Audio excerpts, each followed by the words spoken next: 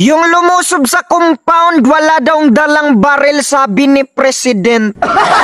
Pero makikita mo sa video, merong evidence.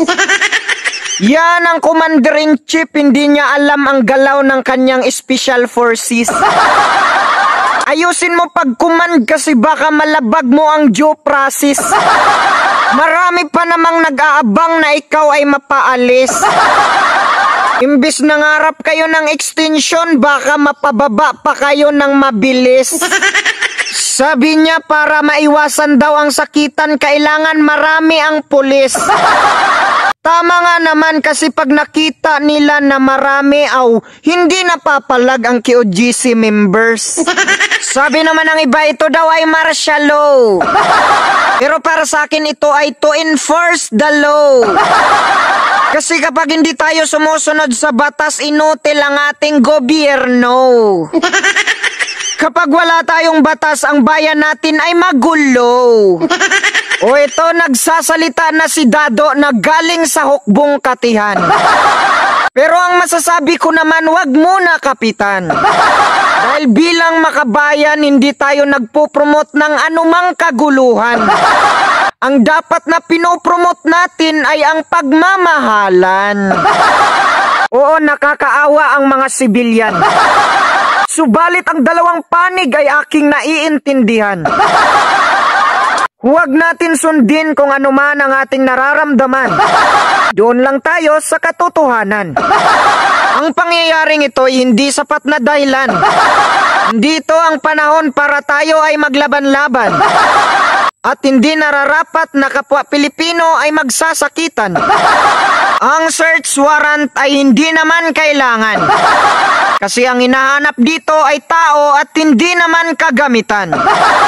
Ang pagsisilbi ng warrant of arrest ay legal na pamamaraan. Subalit ang pananakit sa tao ay hindi makatarungan. Sa lahat ng mga tao, ako ay nananawagan. Ang pagprotekta sa inyong pag-aari ay inyong karapatan. Subalit huwag kayong manakit upang hindi rin kayo saktan. So sabi nila, Super DM, ano ang masasabi mo sa nangyayari ngayon sa KOGC? Siyempre bilang makabayan, hindi tayo nagpo-promote ng anumang kaguluhan. Ang pinopromote natin ay pagmamahalan. So si Kibuloy, mga kababayan, dati pinapalabas niya na parang nasapian siya ng Panginoon, kaya nasabi niya na ako ang may-ari ng kaluluwa ninyo. So hindi natin nagustuhan ang kanyang biro. Pero hindi naman rason yun para husgahan natin siya, di ba? Kasi bilang tao, wala naman tayong karapatan manghusga. Hindi naman natin pwede sabihin na, masama kang tao, Kibuloy, kasi pangit ka magbiro. Masama ka kasi hindi ka namin gusto. Kaya lahat ng binibintang sa'yo, paniwalaan namin. So, naintindihan ko rin naman yung mga taga-KOGC na ipagtanggol nila si Kibuloy kasi kilala nila si Kibuloy na mabuting tao. Kahit ako naman siguro, sampol, yung kaibigan ko, alam ko na ginagawan lang ng kaso. Siyempre, pagtatanggol ko yung kaibigan ko. Katulad ngayon, sinasabi ng mga taga-KOGC, ay, sino ba yung nagrereklamo na yan? Hindi naman yan taga dito, tapos siya pa ang biktima. Kung taga dito yan, di dapat dito yan sa amin nagreklamo, di ba? Akalain nyo yun, guys. Si Kibuloy dating nagbabati ko sa mga rapist, ngayon siya naman ang pinagbentangan na rapist. So wala tayong magagawa, no? Ganyan talaga ang buhay. Kapag may galit sa'yo, pwede ka gawa ng kaso. At hindi lang yan, pwede ka pa mahatulan kapag hindi naging patas ang hukom.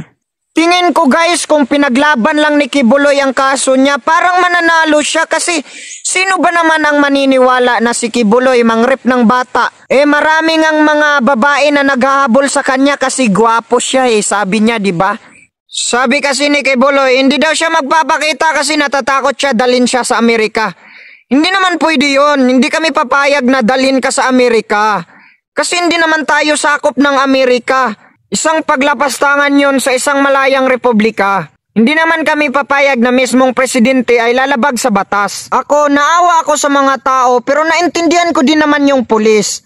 Alam ko labag din sa kalooban nila na madamay yung sibilyan. Pero wala silang magagawa kasi legal yung order sa kanila, merong warrant of arrest. Kaya hindi sila pwede mag-complain. Mag-complain sila so matatanggal sila sa trabaho. Ang hirap pa naman ngayon maghanap ng trabaho tapos matatanggal ka lang agad. Meron din naman silang pamilya na pinapakain, di ba? Tapos tulad ngayon, ang hirap ng buhay, ang mahal ng mga bilihin, tapos mawawalan ka pa ng trabaho. So patas lang tayo dito, kailangan natin intindihin ang isa't isa.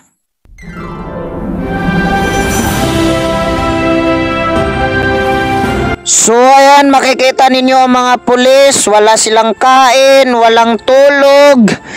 Ayan, antok na sila, nakahiga na lang sila sa lapag, pagod na sila.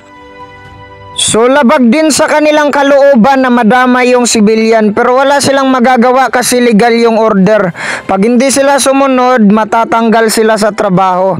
Ayan, pagod na sila, oh, walang tulog. Laban lang mga sir, parehas naman tayo nahirapan dito. Ang importante, wala tayong sinakta na tao. Ang bayan ko'y tanging ikaw, Pilipinas kong mahal, ang puso ko at buhay man sa iyong ibibigay. Tungkulin kong nagampanan na lagi kang paglingkuran, ang laya mo'y mabantayan, Pilipinas kong mahal. So bilang pambansang makabayan, para wala ng gulo, mag-surrender ka na lang, Kibuloy. Patunayan mo na wala kang kasalanan, patunayan mo. Kalma lang tayo, relax lang tayo mga Pilipino. Walang people power. Siguro kapag tinurn over na si Kibuloy sa Amerika, yan pwede pa. Pwede na mag-people power. Kasi hindi tayo papayag na lapastanganin ang malayang Republika ng Pilipinas. At ang advice ko naman sa Pangulo, doon lang tayo sa tama. Hindi porkit binabatikos tayo ng tao, ipipersonalin na natin. Kaya hindi dapat kayo tumatanggap ng reward galing sa ibang bansa. At hindi dapat ninyo tino-turn over ang Pilipino sa ibang bansa. Bigyan natin ng pagkakataon ng tao na ipagtanggol ang kanyang sarili. Maging patas dapat ang hukom. Huwag natin personalin ang tao. Huwag natin isipin na ito hindi natin kaalyado. Huwag natin isipin na ito hindi natin karelihiyon. Ang isipin natin na siya ay kaparehas natin na tao na may iisang Diyos.